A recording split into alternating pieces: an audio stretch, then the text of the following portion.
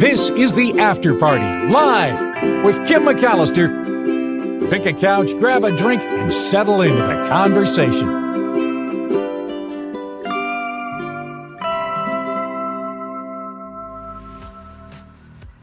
Hey everybody, it is the After Party live on a Trivia Wednesday? Yeah, kinda, because we're dark tomorrow and Thursday, as is the Mark Thompson show. That I thought we have to do some trivia this week, right? Even my husband said, you can't leave everyone high and dry for Trivia Thursday. You have to do it today. So here we are. We'll do some trivia toward the end of the show. And I have some good questions I think that you'll enjoy for today.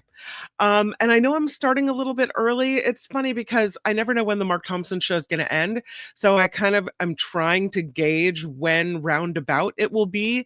But we ended up kind of on time today. So that means the show started a little bit early. I do want to make note of something that I saw in the chat in the Mark Thompson show. And it's that Wes's mom is not well. And Wes, I saw that message and I'm so sorry to hear about that. I hope she'll recover from this. I hope you're okay. I saw that even with the family troubles, you kicked in $5 to the show today. Thank you very much for supporting the show, Wes. I really appreciate that. I hope your mom bounces back from this and gets better. It didn't happen for my dad. You know, my dad died from a stroke in January, but I know how it feels to be far away and not there to help and to be there and be part of what's going on. So I know that's probably difficult for you. Anyway, my heart is with you, and I'm sorry that you're going through this. I know your mind is probably there today. Also, thank you to Gretchen, who contributed to the show overnight with a recurring monthly payment on PayPal. Thank you to James S., who kicked in some money, and Carol, as well as Linda G. Thank you so much for helping keep the After Party Live going. The PayPal information, if you're so inclined to fund this crowd-funded show, is in the About tab here on YouTube, and it's also in every single day's show description. All right, we move forward. Let's take a look at some of the stories we have for you today. And the first one is about this skull that was found that really, really, really looks familiar. I'll show you this picture and maybe you will see, maybe you will recognize, look at that. Look at the fossil. It's the holes and the shape of the snout. Doesn't that look like the Toy Story dinosaur? Yeah, we're not the only ones who think so. Even the archaeologists or the paleontologists are like, yeah, that looks like the dinosaur from Toy Story.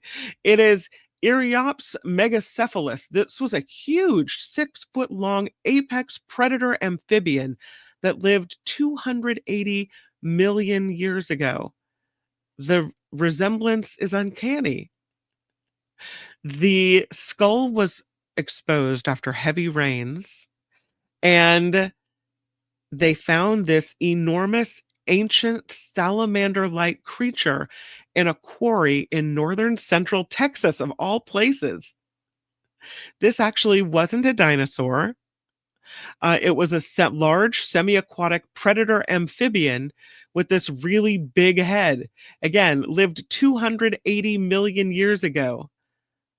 There were some periods where desert-like conditions were prevalent in what is now New Mexico and Texas, and it was kind of this huge swamp-like environment way back when.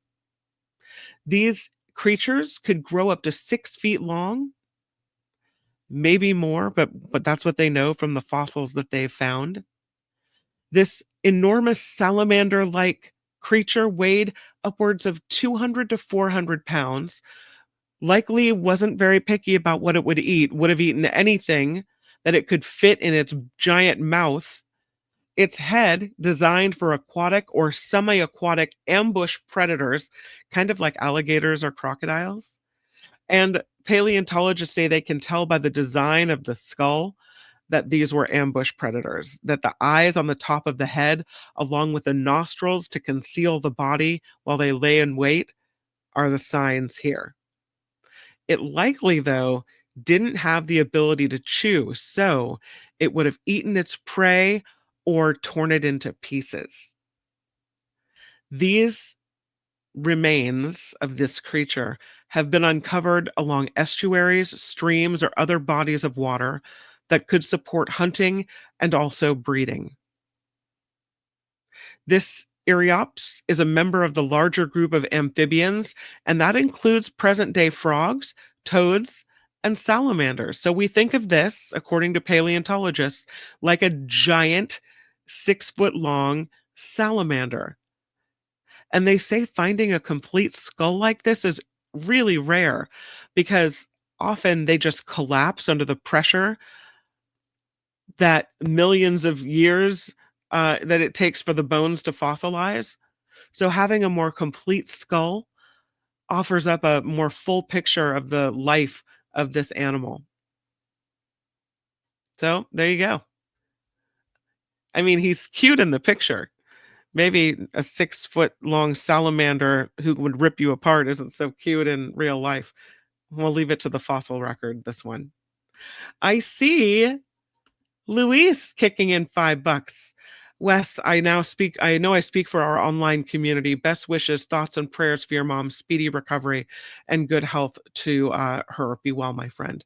Luis, your kindness. Thank you for the nice words to Wes. I think we're all thinking about it. So, Wes says she's going to be okay. We don't know about her leg and arm and left side yet, so let's wait and see. I'm so glad that she's going to be okay, and will likely maybe have to go through some therapy and some rehab to get the use of those limbs back. And that's a process, but thank goodness she's okay, Wes, really. And thank you, Luis, for the contribution and the lovely comments. Really appreciate it. Nullifidian with a thought. Too bad we don't have fossil detectors like we have metal detectors. Yeah, and still we managed to find them. It's crazy. Crazy. How about this one? Orcas living in the wild sea. And it turns out they like people. You know, the ones that are in captivity know how horrible people can be, right?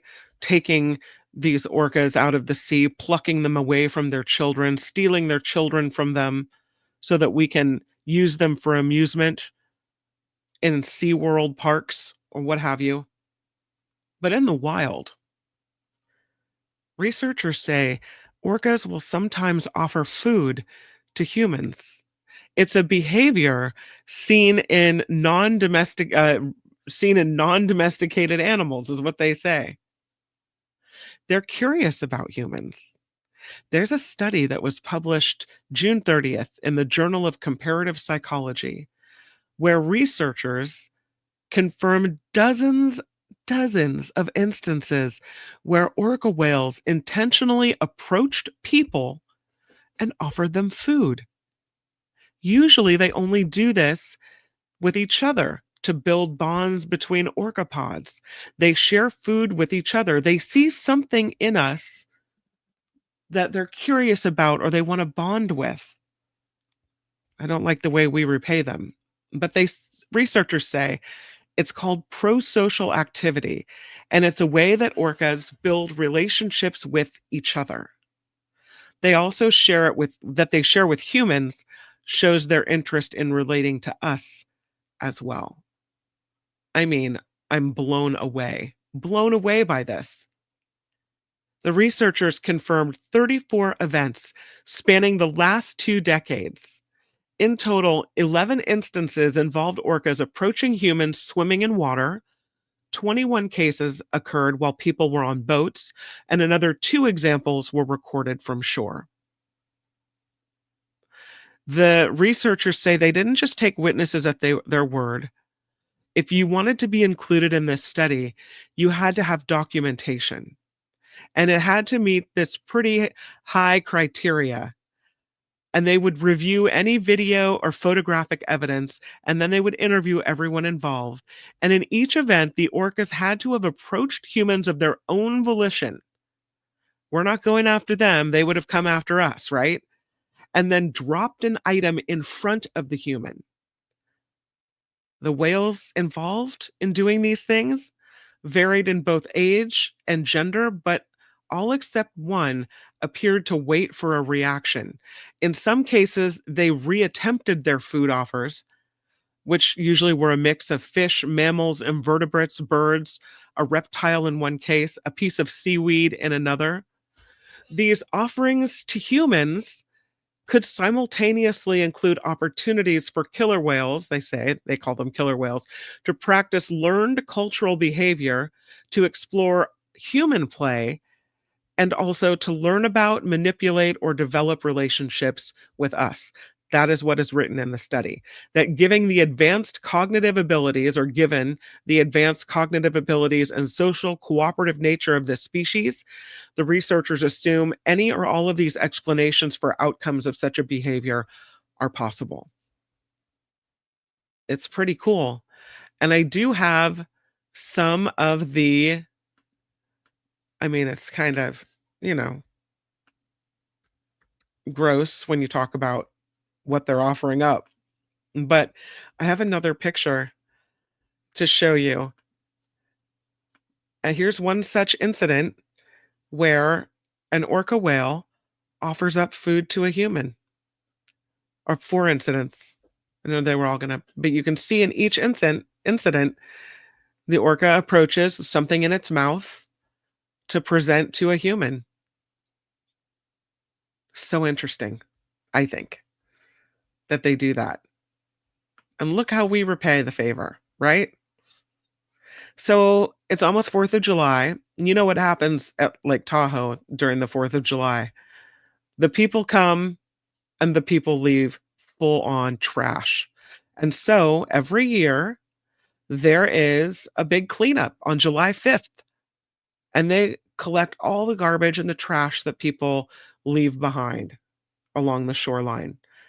And they're looking for volunteers to help. So if you're going to the Tahoe area for the 4th of July weekend and you're staying a couple extra days, maybe it's worth considering going down to help pick up some trash on the shoreline. The participation, they say, will help them remove debris from the lake following the 4th of July. It's Clean Up the Lake, CUTL, Clean Up the Lake. They also do some water sampling there to see what the water is looking at like. But the Clean Up the Lake group is looking for volunteers for the trash cleanup and the water quality project in Incline Village on Crystal Bay. They need boat captains, kayakers, snorkelers, free divers, scuba divers, and surface supporters to volunteer and assist with the post-firework cleanups. So if you can do it, Clean Up the Lake, CUTL, is looking for some help. I have a video of this penguin spotted swimming with researchers in Rio de Janeiro, with people on the beach, actually. Super cute. This video comes to us courtesy of shadow producer Calvin Wong, and I have to show it to you. It's so cute. Not probably what these folks in Rio expected, but here is this penguin swimming with humans. There it is in Rio de Janeiro, just having some fun swimming around.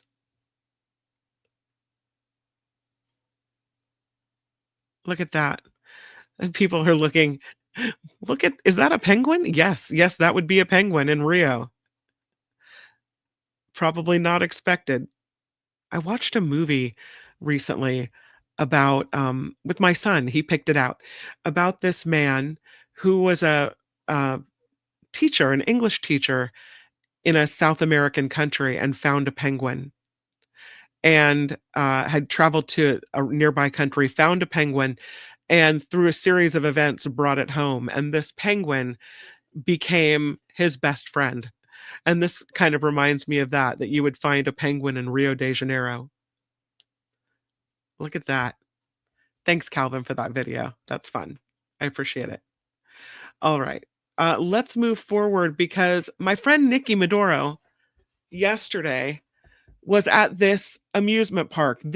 She's a lover of all things that give her a bit of an adrenaline rush. Horror movies, hot sauce, and yes, roller coasters. And this is her roller coaster mecca. So Nikki, my friend, who I do the Nikki Maduro show with on Thursdays, which I believe we have taped something and will roll on Thursday. Nikki she's on a cross country trip with her family, and she goes to Cedar Point. And I know she's headed there, and I see this story. New Cedar Point ride strands riders on opening day. This happened at Ohio's Cedar Point Amusement Park. And they have this ride called the Siren's Curse. It's supposed to be the granddaddy of rides. Unfortunately, the first day it opened to the public, it left riders stranded in a vertical position for at least 10 minutes. The first thing I did is text Nikki to say, "Oh my goodness, tell me you didn't get stranded on this ride." She said, "Nope, I wrote it first thing because we had an early entry and it was so cool." So she just missed all the excitement here. But this roller coaster stopped on a turn on a 45-degree angle. And so it was stranded people in a vertical position for about 10 minutes. The folks at Cedar Point say the coaster's safety system performed as designed. The ride was restarted. The guests continued on their ride, and the Siren's Curse reopened shortly after all guests exited the ride safely. Now, the riders say they were stranded for about 10 minutes, and then the technicians were able to turn them back to an upright position. They closed down the ride for about 25 minutes before they resumed normal operations. But yeah, no Nikki on this ride. Thank goodness. Pretty scary. They go to a health story about mouth healing. There's this story about the power of the mouth's interior. And it is true. Know it when you cut your mouth. It's annoying at first, but it seems to heal really, really fast. There's a cellular action that enables the mouth's interior lining to heal quickly and without scarring. And it's been a mystery to scientists, but there's a new study that suggests it could be linked to a specific signaling pathway that we have. And a study published by Cedars-Sinai Medical Center and UCSF, working in tandem, say that this new knowledge brings us some hope that the power of the mouth's lining healing powers could be applied to other types of skin wounds that take a lot longer to heal, and they often leave us with unsightly scars. The study done on mice provides evidence that this protein enzyme signaling pathway in our mouth is likely responsible for the mouth's amazing ability to heal itself completely, even from deep bite wounds within a matter of days with no leftover scarring. The mouth's interior lining is called the oral mucosa, and we know that it heals fast and it heals cleanly, even though it's constantly being exposed to different types of microbes, abrasion from foods, motion, tension. We're talking, we're eating, we're putting stuff in our mouth. What's going on in there, right? It's a regenerative capacity that's made possible by specialized gene programs that are activated during injury. And so scientists were trying to figure out how these mechanisms work. So they report in a study that this enzyme is the thing that could be affecting how mouth wounds heal. They said if they inhibited this enzyme in mice, the healing of the oral mucosa wounds worsened, making them more like skin wounds.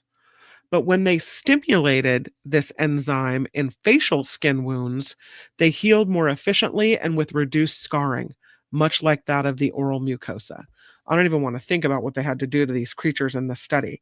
But the information they come away with is interesting because they say if future research validates the benefits for humans, this new knowledge could aid in developing new therapies to heal skin wounds with reduced scarring. So they're actively thinking about harnessing this enzyme called AXL in both the mouth and the skin, and maybe even other tissues as well. Maybe even using it for burn victims to reduce the scarring there, or people with other types of skin disorders. So, they also say there are a number of diseases of the mouth, and many of them are autoimmune, where severe oral ulcers form and then heal poorly or not at all. And the more severe ulcers, they say, are difficult to treat and cause significant illness, and they don't currently have good therapies for them. So maybe this would be something that could help with that as well. They're still working to understand this AXL enzyme, but they say they are excited to explore the role. There is a popular coffee chain planning major expansion. Who likes Dutch Bros? Anybody? I will tell you, they have a really good iced tea at Dutch Bros. Is it as good? Tea break. Mm. No. Is it as good as the vanilla iced tea from CoachellaValleyCoffee.com?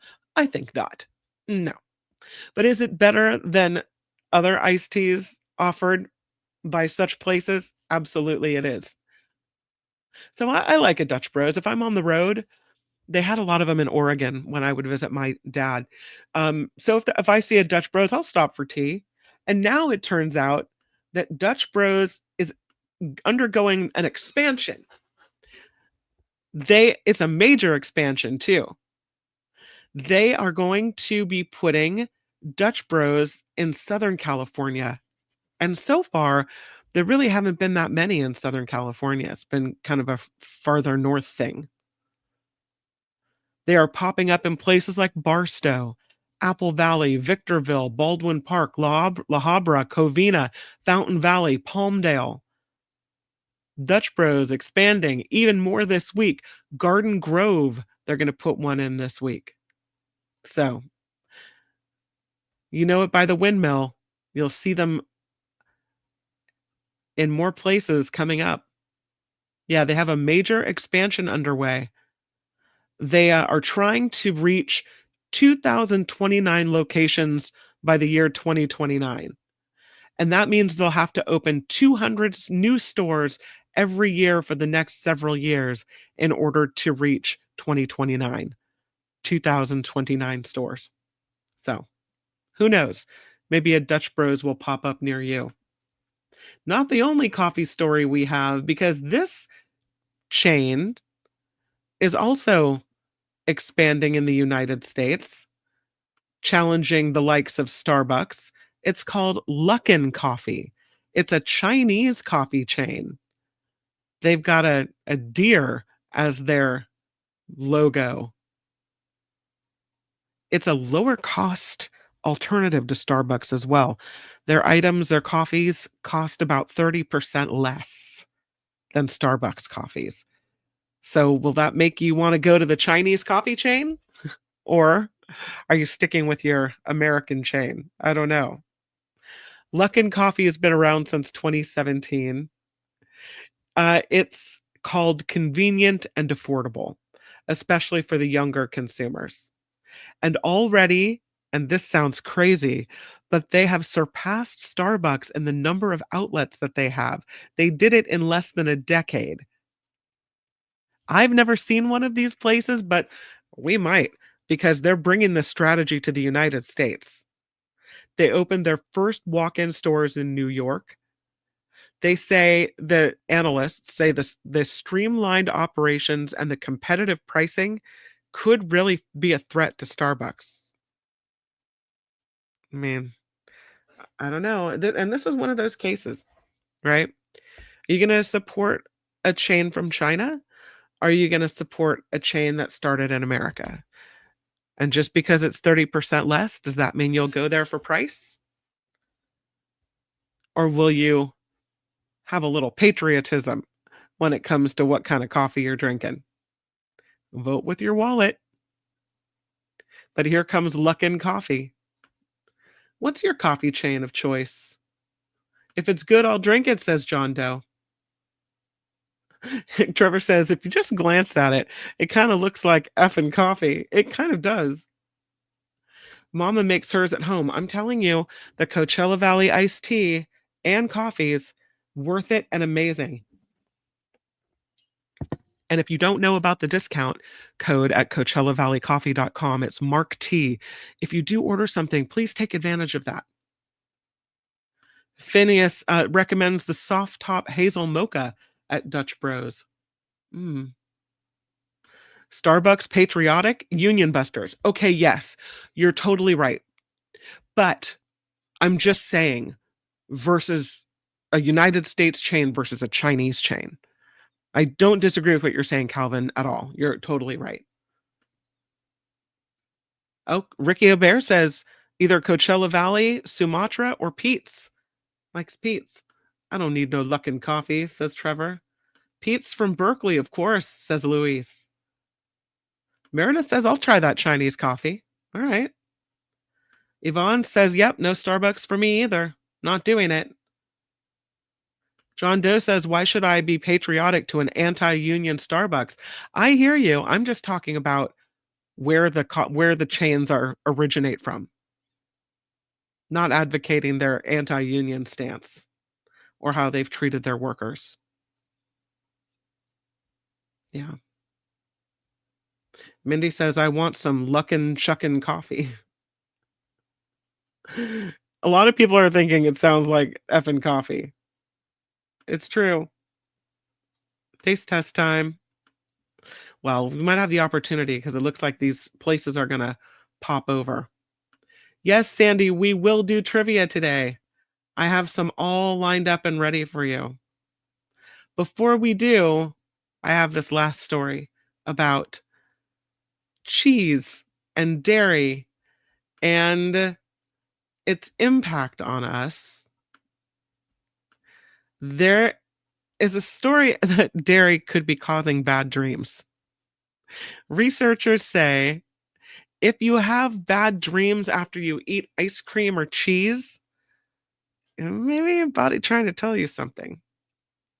The new research shows that people with worse symptoms of lactose intolerance tended to report more frequent nightmares. Oh no. The research is published in the Frontiers in Psychology journal, and it looked at the eating and sleeping habits of more than 1,000 people. This was a follow-up to a study done in 2015 related to food and dreams. And in the earlier study, people were blaming cheese all the time for their bad dreams. So the researchers at the University of Montreal decided to take a closer look at this. Those people who filled out a questionnaire and said that they had a severe digestive symptom from eating dairy also reported having more nightmares. It included more frequent bad dreams, greater emotional distress from the dreams, and longer lasting effects that sometimes interfered with their daily lives. The foods most often blamed for the nightmares were dairy and sweets as well. And experts say stomach trouble could be disturbing sleep in ways that affect your dreaming, that if you have GI issues, it could account for what's happening in terms of your sleep disturbances that could be associated with different dreams. If somebody maybe eats a trigger food for lactose intolerance, it can cause sleep disruptions known as microarousals. Sounds good? It's not. Mm-mm. And those disruptions may make nightmares feel more intense. Now, they say they can't prove that dairy directly causes nightmares, that there might be some other type of unknown factor. But you know what they're doing? More research. They say they're going to test other groups to gain even more insights. In the meantime, people who suspect dairy is disturbing their sleep should try cutting back on that. The researchers say you can look at your diet and make small changes without needing a doctor to help. So I don't know. Does cheese give you nightmares? That's some bad cheese, friend. I don't know. All right, it is time for Trivia Thursday after party style, even though it's a Wednesday. And it's okay. We'll do it. I'm getting to it a little early because I have so many good questions for you. The first question, let me get the chat open.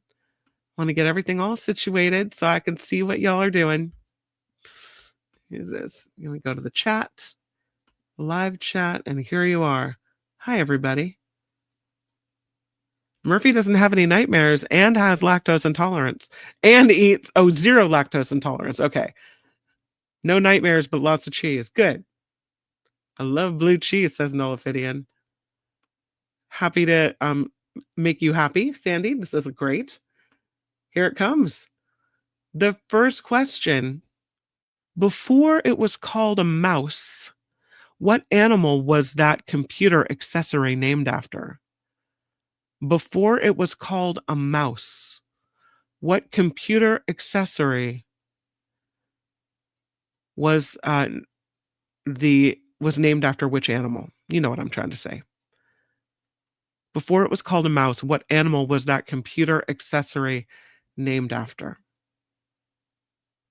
Nullifidian says a roach. That's not correct, nor is it a rat. I have always called it the clicker. Click the clicker. Not the squirrel, not a cat. Wes says turtle. Wes is right. It was called a turtle. Yeah, good job, Wes. That's exactly right. The XY position indicator for a display system got the snappier moniker turtle, and then rodent, and then finally mouse. So I just like the idea of calling it a turtle. Okay, next question. Here we go. What is the oldest city in the world? What is the oldest city in the world?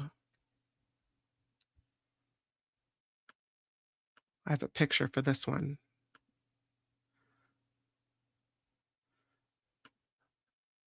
Again, I'll ask, what is the oldest city in the world? I'm seeing Shanghai and Athens and Damascus and Athens and Baghdad and Istanbul and Constantinople. Shanghai, Sumeria, some Aztec city, probably. Jericho and Thebes and Bethlehem and Babylon. Mama is correct. It is in the Middle East. Tammy says in Iraq, huh? The one that's under the sea? I'll show you a picture of it. That is the picture of the oldest city in the world. And it is Aleppo, Syria. Aleppo, Syria is the oldest city in the world. Not Jericho. Aleppo, Syria. Parts of this ancient city date back to 6000 BC. According to The Guardian, it's been, though, heavily damaged from years of civil war. But that's the oldest city. What is the only U.S. state with a Spanish motto? The only U.S. state with a Spanish motto.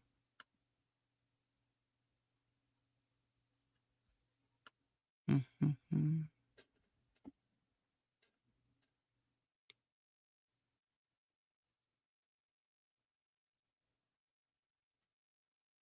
Oro y plata. Oro y plata. What is the oldest, what is the only U.S. state with a Spanish motto?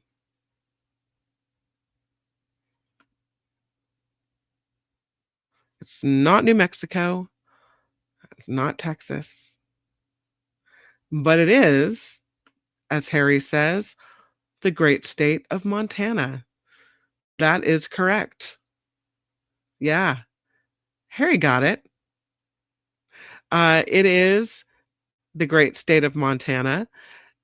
The name Montana comes from the Spanish word montaña, meaning mountain or mountainous region, and its state motto is oro y plata, which is Spanish for gold and silver, two things that were in abundance in the state in the mid 1800s. What does this word mean? Battologize. Battologize. Battologize. Two T's in there. Battologize. Starts with a B. Battologize. I think we've all done it. I've done it. I've battologized the hell out of something.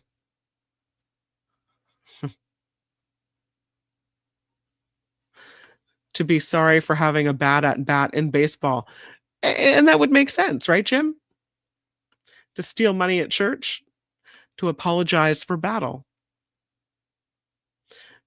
Calvin Wong says, I'm sorry for hitting you with a baseball bat. Battologize. Apologize for your poor performance in baseball. I'm going to tell you what this means, and you have to, in order to remember it, try to use it at least once today in conversation. All right?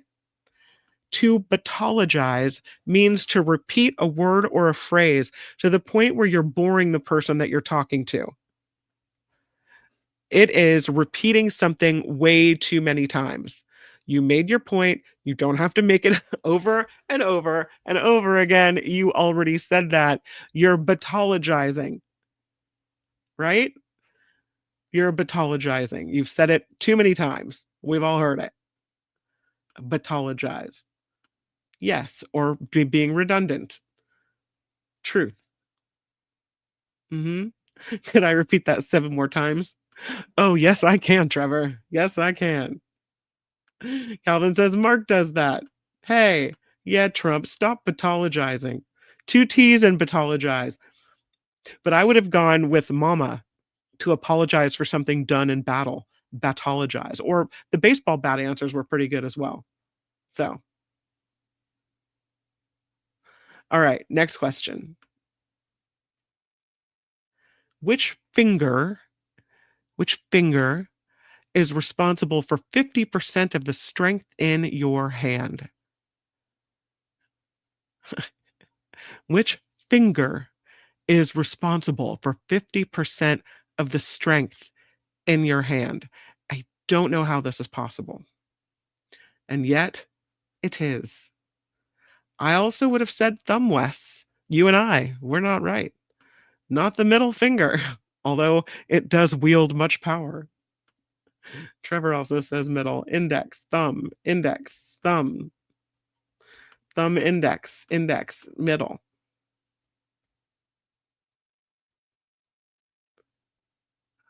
Nullifidian says pinky. Nullifidian is correct, sir. Yes, it is the pinky finger.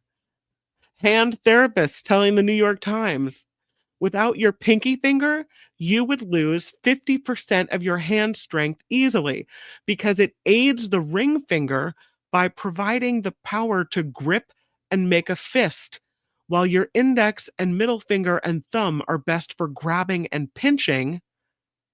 The pinky finger, if we didn't have it, we would lose 50% of our hand strength easily, according to a hand therapist. Pinky finger. I would say, who knew? Nullifidian did. It's the pinky finger. Pinky, says Nullifidian. The little one, says Doug. Yeah, 1 in 5 chance of being right on this one. Eeyore says pinky. Wes says not the pinky, but indeed, 'tis the pinky. I know. But the pinky's so small, says Gordon. Truth. Yvonne says pinky was my mom's nickname. Funny. Murphy's pinky. Busted. I'm sure it still offers a purpose. Helps you make a fist, right? Try doing a pull-up with just your pinky finger, says Harry. He's not buying it. I always liked that pinky finger. Yeah. Don't cut your finger off. No. I'm pathologizing. Okay, we'll move on. Good use of the word, my friend. Good use of the word. Next question. What color are the arches at McDonald's in Sedona, Arizona? I know. What color are the arches at the McDonald's in Sedona, Arizona? Usually, of course, the arches are golden or yellow, but in Sedona, Arizona, they're a different color. Gold, not golden. Blue, says man from the west, 420. I'll accept blue. The arches at Sedona, Arizona's McDonald's are turquoise, which is an interesting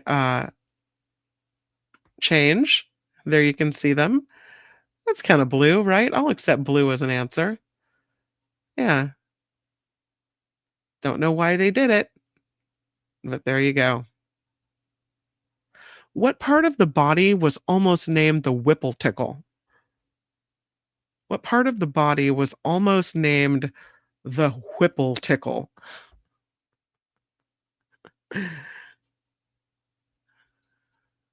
I'm glad they didn't name it that.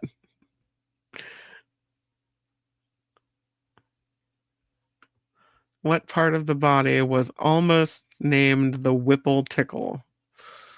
The tongue, says Phineas. The nipples, says Nullifidian. The armpit. That would have been a good name for an armpit, the Whipple Tickle. The uvula. The funny bone, the belly button. Doug has it. It's the G spot. Was almost named the Whipple Tickle. Hey, you like what I did to your Whipple Tickle there? At university conferences leading up to the release of the book The G Spot in 1982 and other recent discoveries about human sexuality, the co-author Beverly Whipple was asked why not call it the Whipple Tickle. Instead, they decided to name the area after Ernst Grafenberg, who in the 50s claimed that stimulation of this sensitive area on the front wall of a lady part could trigger the female O. So, not the Whipple Tickle. No, the G spot instead.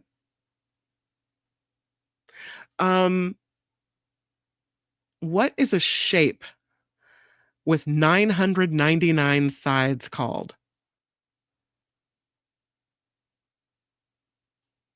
I don't even want to answer this question. I'm getting racy. Hey, it's racy when trivia happens on Wednesdays. You never know what's gonna happen. Rhonda's mom loved that book. Really, who didn't? I don't know if you guys are going to get this answer, and I certainly don't know if you're going to be able to type it appropriately. So I'm going to give it to you. A shape with 999 sides. Who even knew that we had such a word as an... Can you say it? I can't say it. An any hecta ne contagonism. That's what it's called. I'm just going to go ahead and give you the answer because, come on, 999 sides. I wish Heather were here for the Whipple Tickle question. You and me both, Eileen. Almost a circle, says Teacher Lori. I love Teacher Lori. She probably knew this answer. It's a good word. Not as good as... I already forgot it. Not as good as pathologizing. Yeah, pathologizing. Yeah, but it's a pretty good word. All right. Shall we move on to the next question? What is the world's most venomous fish? What is the world's most venomous fish? Hmm.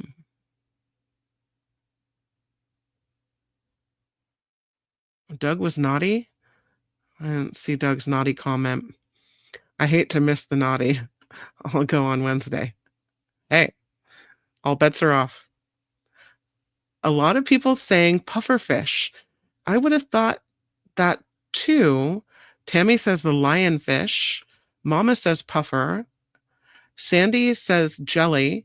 Phineas says puffer. Rev with a puffer. Lionfish says Chris from Memlo. Barracuda says Calvin. The blowfish, the pufferfish, the piranha, the blowfish. But Harry gets the answer correct. It is indeed the stonefish, not the pufferfish. The stonefish from the waters of Australia. They are camouflaged bottom dwellers, and they are incredibly poisonous. The poison comes through their dorsal fine spins, where they let me say that again. The dorsal fin spines. They have spines on their dorsal fin where they can inject venom capable of killing an adult person in less than an hour. Yikes. The stonefish. You want to see what one looks like? I wasn't planning to show you this picture, but I shall. This is a picture of a stonefish, the most venomous fish in the world.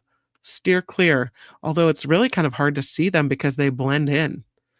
So here's what a stonefish looks like. Yeah. Good job on that one, Harry. It's the stonefish. Doug also had stonefish. Good job, Doug. Calvin with stone. Mm-hmm. The stonefish. Yeah, it's not cute, Wes. Not cute at all. Yeah. Stoned fish? Yes, 420. Stoned fish, right. I know. Yeah.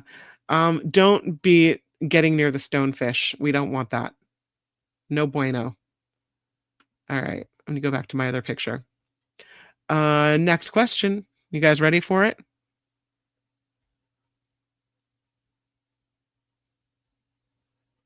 Where were the Declaration of Independence, the Constitution, and the Bill of Rights stored during World War II? You know, back when we actually protected them and they meant something. Sorry, it's a non-political show.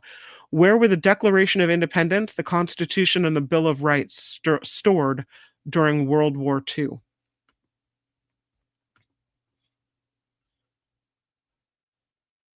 You guys knew this one. Fort Knox, says Trevor. I think Trevor was the first of this one. Yeah, Fort Knox is correct. Trevor has it. And Jim has it. John Doe has it. And Wes has it. And in the bathroom, along with the other sacred documents. Yeah. Rhonda has it. Doug has it. Good job. And Harry throwing in $9. Here's a 5. You meant to do 5, but you did 9. Here's a 5 for the 4th. Oh, and 4 for the 5th. Okay, got it right. Harry, thank you. Now I understand the math. A 5 for the 4th and a 4 for the 5th. Thank you, Harry. Have a great 4th of July. Thanks for being here. Good job, everybody on Fort Knox. Well done. Next question. Which country consumes the most chocolate per capita? Which country consumes the most chocolate per capita?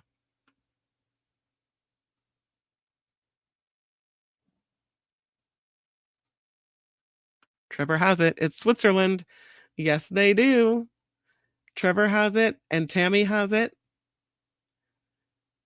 I would have thought USA as well, Chris from Memlo, but it is Switzerland. Consumes the most chocolate per capita. Yes, John and Mindy. Yep. Switzerland does. The average person in Switzerland eats almost 20 pounds of chocolate every year. In the United States, we indulge in an average of 9.5 pounds of chocolate every year. So, in which country was the largest Tyrannosaurus rex skeleton found? In which country was the largest T Rex skeleton found?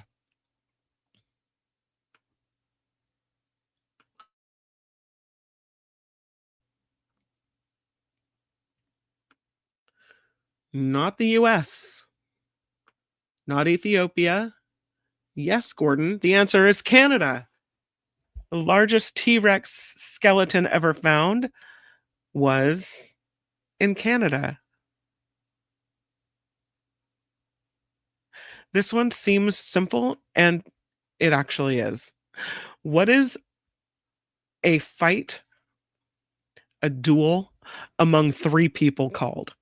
What is a duel among three people called?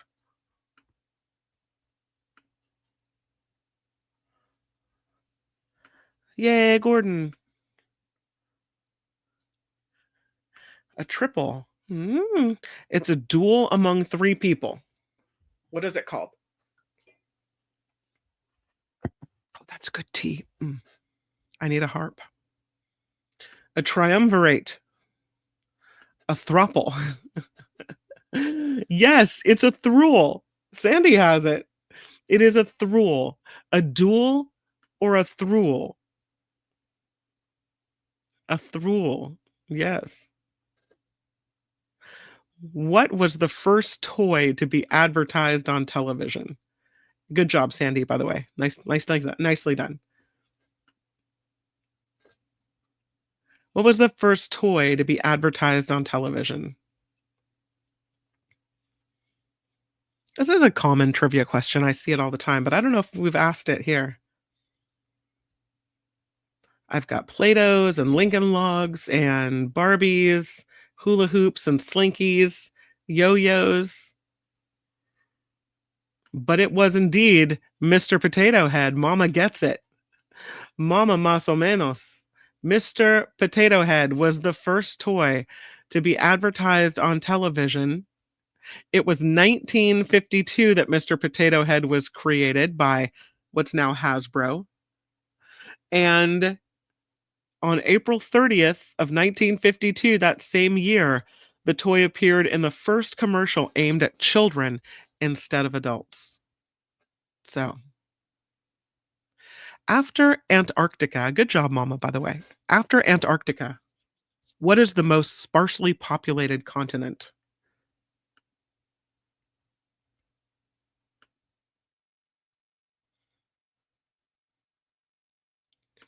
Mama gets it. After Antarctica, what is the most sparsely populated continent?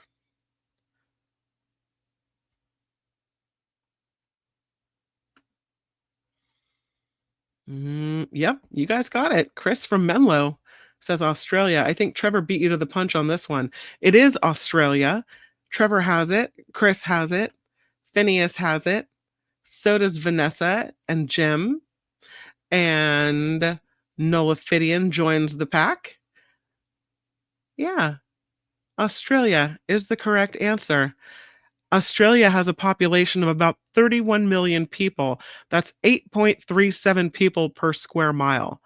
Sparse compared to the next least populated continent, South America. They have 56.9 people per square mile. Asia, on the other hand, is the most densely populated continent with 246 people per square mile. I might have asked you this question before, but I'll ask it again. What is the smallest bone in the human body? I would have thought it would be in the ear, but what is the smallest bone in the human body?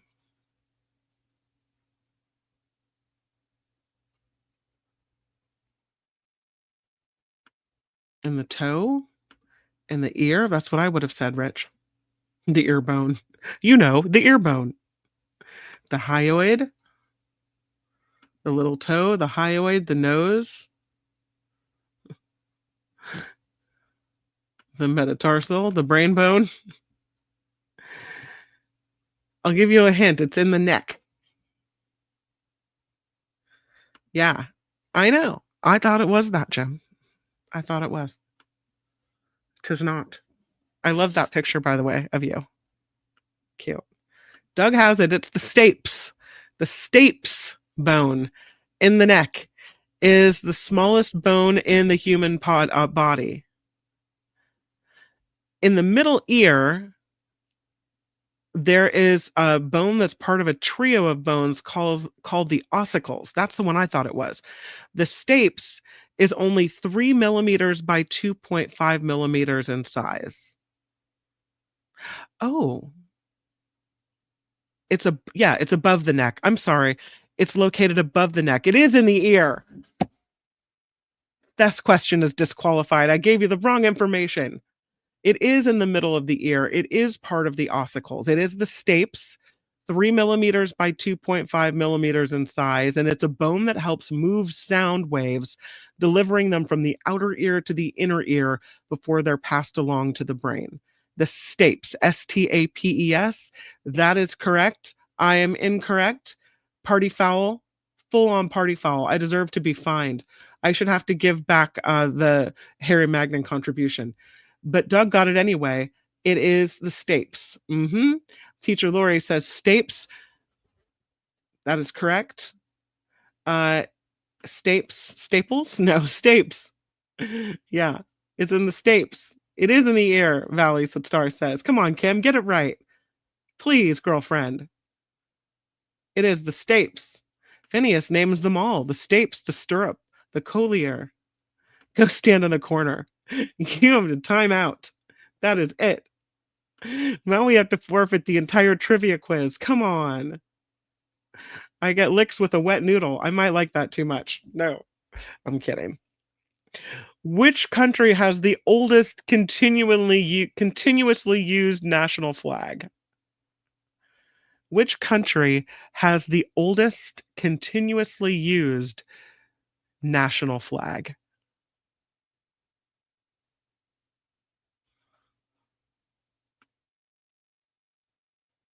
Party foul. Do a shot. That's it.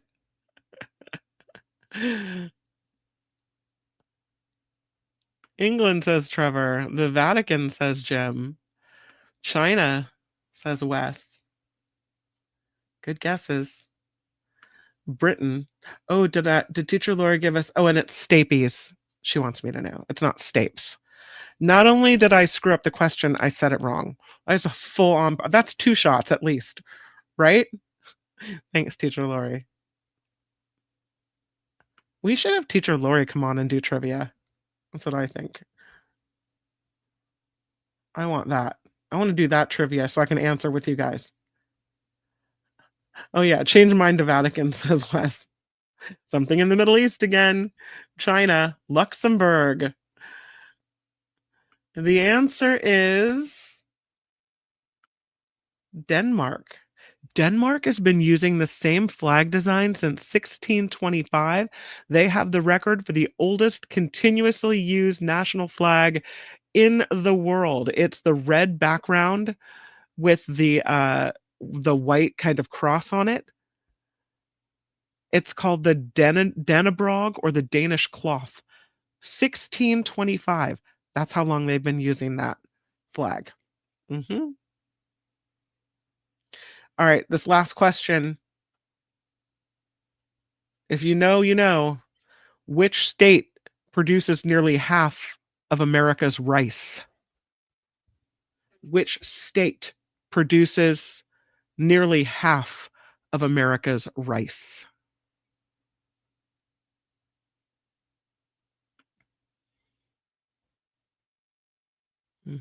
I'm seeing a lot of Californias.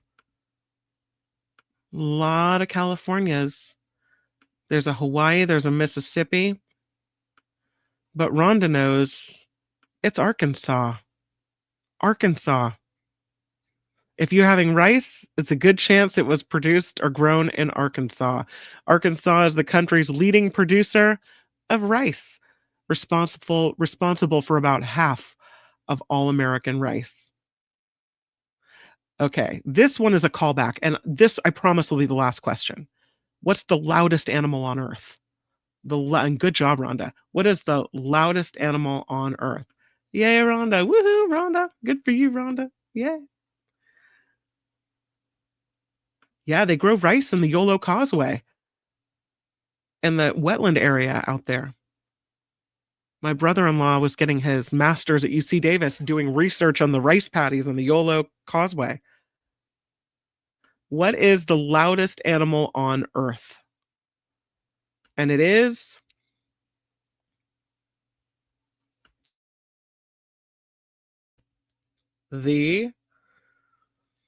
not the hyena, not Trump, not the elephant, not the howler monkey or the elephant. Teacher Lori is right. I'll give it to her. It is a whale. It is the sperm whale, as a matter of fact. The sperm whale produces huge noise. The BBC says a jet engine produces around 188 decibels of noise during takeoff, but the sperm whale tops that with a clicking sound that's been recorded at 230 decibels. So 188 for a jet engine, 230 decibels for a sperm whale's clicks. That's how loud that is. Wow. And thus ends Trivia Thursday. Good job, Teacher Lori. Whale indeed. I hope everyone has I hope that you had fun with trivia, and I hope you guys have a really good 4th of July, despite everything going on, that you have a good time with your family. We are dark tomorrow and Friday, and we'll be back on Monday, although the Nikki Maduro show is recorded, and I do hope you will join us Thursday night for that at 5 p.m. But the Mark Thompson Show and the After Party Live will return on Monday. Until we meet again, I hope you make it a really good holiday weekend, and I'll see you back here on YouTube. Bye, everybody. The After Party Live would like to thank the following contributors and viewers like you.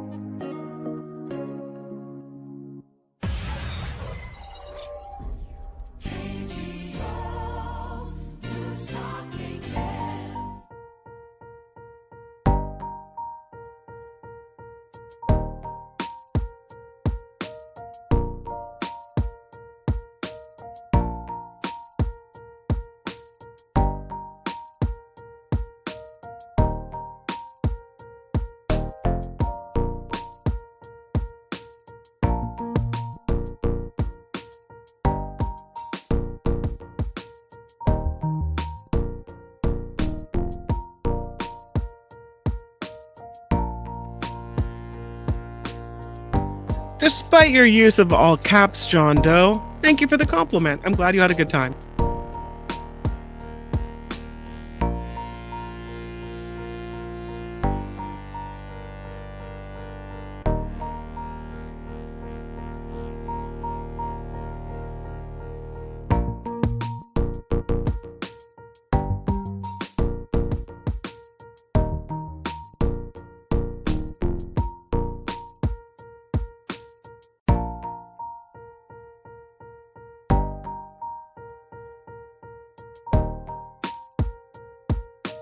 That's what it's about, Doug. The cool kids getting together. It's gonna be all right. I hope.